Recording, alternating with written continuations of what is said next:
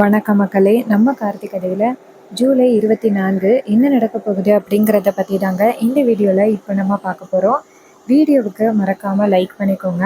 நீங்கள் லைக் பண்ணுறது தான் எங்களுக்கு அடுத்தடுத்து வீடியோ போடுறதுக்கு ரொம்பவே இன்ட்ரெஸ்டிங்காக இருக்கும். ஸோ மறக்காமல் லைக் பண்ணிவிட்டு இந்த வீடியோவை தொடர்ந்து பாருங்கள். என்ன நடக்குது அப்படின்னு பார்த்துக்கிட்டிங்கன்னா, நம்ம ஹீரோ வந்துட்டு கரெக்டாக அந்த லேடியை வந்துட்டு கோவிலுக்குள்ளே போக சொல்கிறாங்க. அப்போ அந்த லேடி வந்து நேராக கோவிலுக்குள்ளே போக, முத்து இதை பார்த்துட்டு சரி இது சரிபட்டு வராது, நம்ம வந்துட்டு அவள்கிட்ட எதுக்கும் எச்சரிக்கையாக இருக்க சொல்லுவோம், ஒருவேளை அவள் மாட்டிக்கிட்டா நமக்கு மிகப்பெரிய பிரச்சனை ஆகிரும் அப்படின்னு அவர் நேராக ஃபோன் பண்ணுறாரு. அப்போ அந்த பார்வதி ஃபோன் அட்டன் பண்ணி சொல்லுங்க அப்படின்னு சொல்ல, அதுக்கு இவர் சொல்கிறாரு, இங்கே பாரு, என்ன நடந்தாலும் சரி நீ வந்து எப்படியாவது வந்து உண்மையை சொல்லிடக்கூடாது அப்படின்னு. அதுக்கு பார்வதி சொல்கிறாங்க, இங்கே பாருங்க, நான் கண்டிப்பாக அத்தனை பேருக்கு முன்னாடி வந்து உண்மையை சொல்ல மாட்டேன்.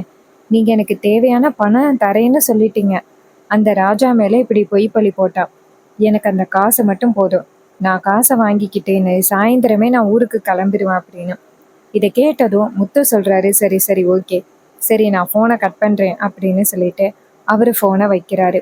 இது எல்லாமே அந்த கலசத்துக்குள்ள உள்ள ஃபோனில் வந்து ரெக்கார்ட் ஆகிருது. இது எதுவுமே அந்த முத்துக்கு தெரிய போகிறது கிடையாது. ஹீரோ வந்து என்ன பண்ணுறாருன்னா, நேராக வந்துட்டு அந்த ஊர் பஞ்சாயத்தில் நின்றுக்கிட்டு இருக்காரு. சிவனாண்டி வந்து நேராக ஊர் தலைவர்களை பார்த்து, இங்கே பாருங்க, அந்த அம்மா எப்படியும் கோவிலை வந்து சுற்றி வந்துடும், அதுக்கப்புறம் நீங்கள் எல்லாரும் என்ன முடிவெடுக்க போகிறீங்க, இங்கே பாருங்க, எப்படியும் அவன் தகுதியானவன் இல்லை அப்படின்னு உங்கள் எல்லாருக்குமே தெரிஞ்சிரும். ஸோ என்கிட்ட தான் நீங்கள் அந்த பொறுப்பை ஒப்படைக்கணும் அப்படின்னு சொல்ல, அதுக்கு ஊர் தலைவர் சொல்கிறாரு, இங்கே பாரு சிவனாண்டி, என்ன இருந்தாலும் அந்த பொண்ணு வரட்டும், அவன் வந்த பிறகுதான் என்ன ஏது அப்படிங்கிறத நாங்கள் முடிவு பண்ண முடியும், சரியா அப்படின்னு. இதை கேட்டதும் அவங்களும் சரி அப்படிங்கிறாங்க. அதுக்கப்புறமா அந்த லேடி வந்துட்டு கோவிலை சுற்றி நேராக வராங்க. முத்து நேராக சிவனாண்டி கிட்ட போயிட்டு, மவனே அவகிட்ட பேசிட்டேன், எதுக்கும் கொஞ்சம் பாதுகாப்பாக இரு அப்படின்னு கூட சொல்லிட்டேன், அவனால் எதுவுமே கண்டுபிடிக்க முடியாது, நீ கவலைப்படாதடா மவனே அப்படின்னு. இதை கேட்டதும் அவரும் சரிமாமா அப்படின்னு சொல்கிறாரு. அதே நேரத்தில் அந்த பார்வதி வராங்க. பார்வதி வந்ததும் ஊர் தலைவர்கள் ஹீரோவை பார்த்து, தம்பி, அந்த அம்மா கரெக்டாக கலசத்தை கொண்டுக்கிட்டு கோவிலுக்கு போயிட்டு கரெக்டாக சுற்றிட்டு வந்துட்டாங்க, இதுக்கப்புறம் நீங்கள் என்ன தம்பி சொல்ல போகிறீங்க அப்படின்னு.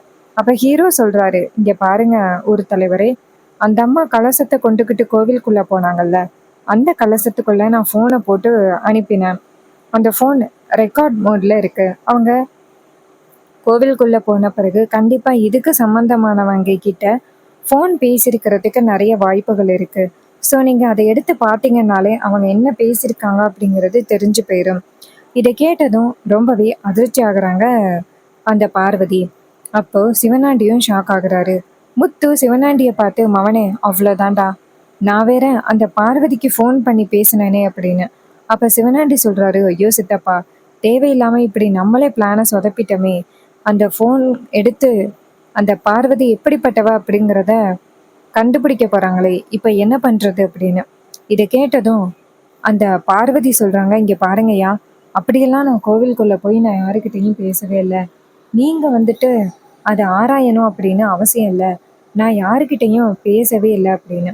அதுக்கு ஹீரோ சொல்கிறாரு, இங்கே பாருங்கள், நீங்கள் பேசியிருக்கீங்களா பேசலையா அப்படின்னு நீங்கள் பேசின அந்த கான்வர்சேஷனை வச்சு கண்டுபிடிச்சிடலாம், எடுங்க அப்படின்னு சொல்ல கலசத்துக்குள்ளே உள்ள ஃபோனை எடுக்கிறாங்க. கலசத்துக்குள்ளே உள்ள ஃபோனை எடுத்து நேராக எல்லாருக்கிட்டையும் காமிக்கிறாங்க. அந்த கலசத்துக்குள்ளே உள்ள ஃபோனில் வந்துட்டு ரெக்கார்டரை ஆன் பண்ணுறாங்க. அப்போது அதில் பார்வதி என்னெல்லாம் பேசியிருக்காங்களோ அது எல்லாமே ரெக்கார்டாக இருக்குது. அதில் பார்வதி சொல்லியிருக்காங்க முத்துக்கிட்ட, இங்கே பாருங்கள், அந்த ராஜா மேலே இவ்வளோ பெரிய பொய்யான பழியை நான் சொல்லியிருக்கேன், 5 லட்சம் இல்லை, இன்னும் சேர்த்து 5 லட்சம் கொடுத்தீங்கன்னா தான் கரெக்டாக இருக்கும் அப்படின்னு. இதை கேட்டதும் அவரை சொல்கிறாரு, சரி நான் கண்டிப்பாக தரேன் அப்படின்னு சொல்கிறாரு. இது எல்லாமே அதில் ரெக்கார்ட் ஆகியிருக்கு. இது எல்லாம் கேட்டதும் ஊர் தலைவர்கள் எல்லாருமே ரொம்பவே அதிர்ச்சி ஆகுறாங்க. அப்போது ஹீரோ சொல்கிறாரு, பார்த்தீங்களா, நான் அப்போவே சொன்னேன், என் மாமா மேலே எந்த தப்புமே இல்லை, அவர் எந்த வகையிலையும் தப்பு பண்ணலை அப்படின்னு உங்கள் எல்லாருக்கிட்டையுமே நான் சொன்னேன். ஆனால் நீங்கள் யாருமே கொஞ்சம் கூட கேட்கவே இல்லை. இப்போயாவது எங்கள் மாமா மேலே எந்த தப்புமே இல்லை அப்படின்னு தெரிஞ்சுக்கிறீங்களா அப்படின்னு சொன்னதும் ஊர் தலைவர்கள் பார்வதியை பார்த்து, இங்க பாருமா, நீ ஒரு பொண்ணு அப்படிங்கிறதுக்காக நீ என்ன சொன்னாலும் நாங்க எல்லாருமே நம்பணும். இப்படி நம்பினதுக்கு நீ எங்க எல்லாருக்குமே ஒரு மிகப்பெரிய ஆப்பு வச்சுட்ட அப்படின்னு. இதை கேட்டதும் அந்த பார்வதி நேரா எல்லாரையும் பார்த்து, ஐயா என்னை மன்னிச்சிருங்கய்யா, காசு தரேன்னு சொன்னாங்க, அதனால தான் நான் வந்துட்டு இப்படி பொய் சொல்லிட்டேன், என்னை மன்னிச்சிருங்கய்யா அப்படின்னு. இதை கேட்டதும் நம்ம ஹீரோ வந்துட்டு சொல்றாரு, இங்க பாரு, அது மட்டும் இல்ல, எங்க மாமாவோட காலில் விழுந்து மன்னிப்பு கேளு அப்படின்னு. உடனே அந்த லேடி நேரா நம்ம ராஜாவும் ஹீரோவும் இருக்காங்கல்ல, ஊர் தலைவர்களுக்கு முன்னாடி 2 பேரோட காலில் விழுந்து மன்னிப்பு கேட்குறாங்க. நான் பண்ணது மிகப்பெரிய தப்பு, என்னை மன்னிச்சிருங்க, காசுக்கு ஆசைப்பட்டு நான் இப்படி பண்ணிட்டேன் அப்படின்னு. அப்ப ஹீரோ சொல்றாரு, இங்க பாரு, இப்ப கூட நாங்க உண்மையை கண்டுபிடிச்சிட்டோம் அப்படிங்கிற ஒரு காரணத்துக்காக தான் நீ எங்க எல்லாருக்கிட்டையும் மன்னிப்பு கேட்குற அப்படிங்கிறது நல்லாவே தெரியுது. நீ வந்துட்டு மனசார மன்னிப்பு கேட்கவே இல்லை, என்னடா மாட்டிக்கிட்டமே அப்படின்னு பயந்து தான் நீ கேட்குற. இங்க பாரு, நீ பண்ணது மிகப்பெரிய தப்புடி அப்படின்னு.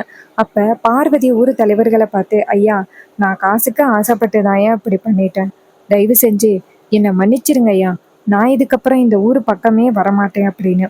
ஊர் தலைவர்கள் பார்வதியை பார்த்து, உன்னை மாதிரி பொண்ணுனால தான் எத்தனை பேரோட குடும்பம் இந்த மாதிரி ஆகுது, இதுக்கப்புறம் நீ இந்த பக்கம் வந்த அவ்வளோதான், உன்னை ஊரை விட்டு ஒதுக்கி வைக்கிறோம் அப்படின்னு சொல்லிட்டு பார்வதியை அந்த இடத்துல இருந்து விரட்டி அடிக்கிறாங்க.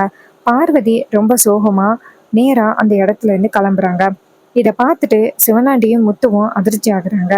ஊர் தலைவர்கள் சிவனாண்டியை பார்த்து, என்ன சிவனாண்டி, இவ்வளோ நேரம் அவர்கிட்ட பொறுப்பை ஒப்படைக்க கூடாது அப்படின்னு நீ தான் தேவையில்லாம முரண்டு பிடிச்சிக்கிட்டு இருந்த, இப்ப பாத்தியா அவர் மேல எந்த தப்பு இல்லை அப்படின்னு கார்த்தி தம்பி நிரூபிச்சிட்டாரு, இப்போ நீ என்ன சொல்ல போற அப்படின்னு. அதுக்கு அவங்க சொல்றாங்க, இங்க பாருங்க, நான் எந்த வகையிலையும் நான் அவங்க மேல குத்தம் சொல்லலை, இது மாதிரி அவங்க மேல இவ்வளோ பெரிய பழி விழுந்திருக்கே அப்படின்ட்டு தான் நான் கேட்டேன் அப்படின்னு. இதை கேட்டதும் அவங்களும் சரி சரி அப்படின்னு சொல்றாங்க. இன்னொரு பக்கம் நம்ம ஹீரோ இருக்காருல்ல, அவரு ஊர் தலைவர்களை பார்த்து, இங்க பாருங்க, அவன்லாம் பேசுறான் அப்படின்னு இங்க பெரிய விஷயமா எடுத்துக்க வேண்டாம், நீங்க வந்துட்டு மாமாவுக்கு வந்துட்டு கோவில் கும்பாபிஷேகத்தோட பொறுப்புகளை ஒப்படைங்க. கரெக்டாக 10 மணிலேருந்து 11 மணி வரைக்கும் கோவில் கும்பாபிஷேகத்துக்கான பூஜைகளுக்கான ஏற்பாடுகளை பண்ணலாம் அப்படின்னு நீங்கள் நேற்று சொன்னீங்கல்ல, அதே மாதிரி பூஜைகளை பண்ணலாம் அப்படின்னு சொல்ல அவரும் சரி அப்படின்னு சொல்லிட்டு கோவில் பூஜைக்கான ஏற்பாடுகளை பண்ணுறாங்க. அதே நேரத்தில் நம்ம ஹீரோ வந்துட்டு நேராக வீட்டுக்கு நம்ம ஹீரோயினுக்கு ஃபோன் பண்ணுறாங்க. ஹீரோயின் ஃபோன் அட்டன் பண்ணி, சொல்லுங்க மாமா அப்படின்னு சொல்ல, அப்போ ஹீரோ சொல்கிறாரு, ரேவதி அப்பா மேலே எந்த தப்பும் இல்லை அப்படின்னு ஆதாரத்தோட நிரூபிச்சாச்சு அப்படின்னு. இதை கேட்டதும் ஹீரோயின் ரொம்பவே சந்தோஷப்படுறாங்க. மாமா, இதை கேட்கும் பொழுதே எனக்கு ரொம்பவே சந்தோஷமா இருக்கு மாமா, அப்பா வந்துட்டு எவ்வளோ மனசு உடைஞ்சு வந்தாரு தெரியுமா, அதுவும் அம்மாவும் நம்பிக்கை இல்லை அப்படின்னு சொன்ன பிறகு அம் அப்பாவுக்கு எந்த அளவுக்கு மனசு வேதனையா இருந்துச்சு தெரியுமா. ஆனா இப்ப நீங்க சொன்னதை கேட்ட பிறகுதான் எனக்கே நிம்மதியா இருக்கு. இங்க பாருங்க மாமா, அவனை கண்டிப்பா சும்மாவே விடக்கூடாது அந்த பொம்பளைய. அப்ப ஹீரோ சொல்றாரு, அவளை ஊரை விட்டு ஒதுக்கி வச்சாச்சு, ஸோ இதுக்கப்புறம் நீ கவலைப்பட வேண்டாம், இன்னும் கொஞ்ச நேரத்துல மாமா வீட்டுக்கு வருவாரு, ஆனா உன்கிட்ட நான் சொன்ன விஷயத்த வீட்டுல உள்ள யாருக்கிட்டையும் சொல்ல வேணாம், அந்த பார்வதியே நேரடியா வந்து அத்தை கிட்ட மன்னிப்பு கேட்பா அப்படின்னு. இதை கேட்டதும் ரேவதியும், சரிங்க மாமா, ஆனா இங்க சித்தி தான் தேவையில்லாம அம்மா கிட்ட நல்லா சொல்லி பிரச்சனையை உண்டாக்குறாங்க அப்படின்னு. இதை கேட்டதும் அவங்க சொல்றாங்க, சரி சரி பார்த்துக்கலாம் அப்படின்னு சொல்றாங்க. அதுக்கப்புறமா போனை கட் பண்ண நம்ம ரேவதி ரொம்ப சந்தோஷமா இருக்காங்க. ஆனா இந்த விஷயத்த பத்தி வீட்டுல யாருக்கிட்டையும் சொல்ல முடியாது. அதே நேரத்துல சந்திரா நேரா அவங்க அம்மா கிட்ட வந்து சித்- அக்கா கிட்ட வந்துட்டு, அக்கா, இந்நேரம் ஊர் மக்களே சேர்ந்து மாமாவை எந்த அளவுக்கு அவமானப்படுத்தியிருப்பாங்கன்னு தெரியல, இதுக்கு தான் பஞ்சாயத்துக்கு போக வேண்டாம் அப்படின்னு சொன்னோம், அப்படியும் கேட்காம அவரு பஞ்சாயத்துக்கு போனாரு, இப்போ எத்தனை பேரு மாமாவை அவமானப்படுத்தினாங்க அப்படின்னு தெரியல, நினைக்கும் பொழுதே ரொம்ப கஷ்டமா இருக்கு அப்படின்னு. இதை கேட்டதும் ரொம்பவே அதிர்ச்சி ஆகுறாங்க நம்ம ஹீரோ, நம்ம ரேவதி. அப்போ ஈஸ்வரி சொல்றாங்க, இங்க பாரு சந்திரா, இதுக்கப்புறம் அவருக்கும் இந்த வீட்டுக்கும் எந்தவித சம்மந்தமும் இல்லை, அவரு இந்த வீட்டுக்குள்ள வரவே கூடாது, அந்த பஞ்சாயத்துல எப்போ ஒரு லேடிஸ் விஷயமா போய் நின்னாரோ இனிமே அவருக்கும் இந்த குடும்பத்துக்கும் சம்மந்தம் இல்லை அப்படின்னு.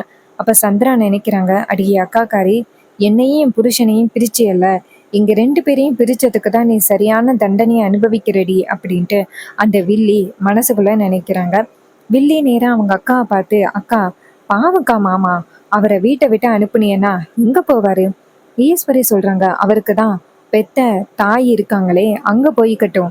அவருக்கும் இந்த குடும்பத்துக்கும் எந்த சம்மந்தமும் இல்ல. அவரு இந்த பக்கம் வரவே கூடாது அப்படின்னு ஈஸ்வரி பயங்கர கோவத்தோடயே சொல்றாங்க. இதை கேட்டுட்டு ரொம்பவே அதிர்ச்சி ஆகுறாங்க நம்ம ரேவதி. ரேவதி நினைக்கிறாங்க, அம்மாவுக்கு உண்மை தெரியறதுக்குள்ள சித்தி ஏன் தேவையில்லாம இப்படி பண்ணிக்கிட்டு இருக்காங்க அப்படின்னு. அதே நேரத்துல நம்ம ஊர் தலைவர்கள் எல்லாருமே ராஜா கிட்ட மன்னிப்பு கேக்குறாங்க. ஐயா, இது மாதிரி உங்க மேல நாங்க இவ்ளோ பெரிய பழிய போட்டிருக்க கூடாது. ஒரு தடவைக்கு 2 தடவை நாங்க யோசனை பண்ணியிருக்கணும் அப்படின்னு. அப்ப ஹீரோ சொல்றாரு, இங்க பாருங்க, ஏதோ நடந்தது நடந்ததாவே இருக்கட்டும். கோவில் கும்பாபிஷேகத்தை நிப்பாட்டுறதுக்கு இது மாதிரிதான் பல வகையிலிருந்தும் நமக்கு பிரச்சனை கொடுப்பாங்க. ஸோ அது எல்லாத்தையும் நீங்க பெரிய விஷயமா எடுத்துக்காதீங்க அப்படின்னு கேட்டதும் அவரும் சரி அப்படின்னு சொல்றாரு. இன்னொரு பக்கம் நம்ம ஹீரோ வந்துட்டு கும்பாபிஷேக பூஜைகளை எல்லாம் சரியா முடிச்சுட்டு நேரா மாமாவை பார்த்து, மாமா எப்படியோ கும்பாபிஷேகத்துக்கான பூஜைகள் எந்த ஒரு பிரச்சனையும் இல்லாம நடந்து முடிஞ்சிருச்சு. இதுக்கப்புறம் என்ன பண்ணலாம் அப்படின்னு. அதுக்கு ராஜா சொல்றாரு, மாப்பிள்ள, என் மானம் போக பார்த்துச்சு. ஆனா இவ்வளவு பெரிய பிரச்சனையிலேருந்து காப்பாத்துனதே நீங்க தான் அப்படின்னு. இதை கேட்டதும் அவரும் ஆமா அப்படிங்கிறாரு. அப்புறமா நம்ம ஹீரோ சொல்றாரு, இங்க பாருங்க மாமா, நான் பார்வதி இருக்காங்கல்ல, அவங்கள நேரா அத்தை வீட்டுக்கு போக சொல்லிட்டேன். அங்க போயிட்டு அத்தை கிட்ட எல்லா உண்மையும் சொல்லுவாங்க. ஸோ நீங்க கவலைப்படாம வீட்டுக்கு போகலாம். அங்க வந்துட்டு கண்டிப்பா வந்துட்டு மாமா உங்களை பார்த்து அத்தை எதுவும் சொல்ல மாட்டாங்க. மாறா உங்ககிட்ட மன்னிப்பு தான் கேட்பாங்க, சரியா?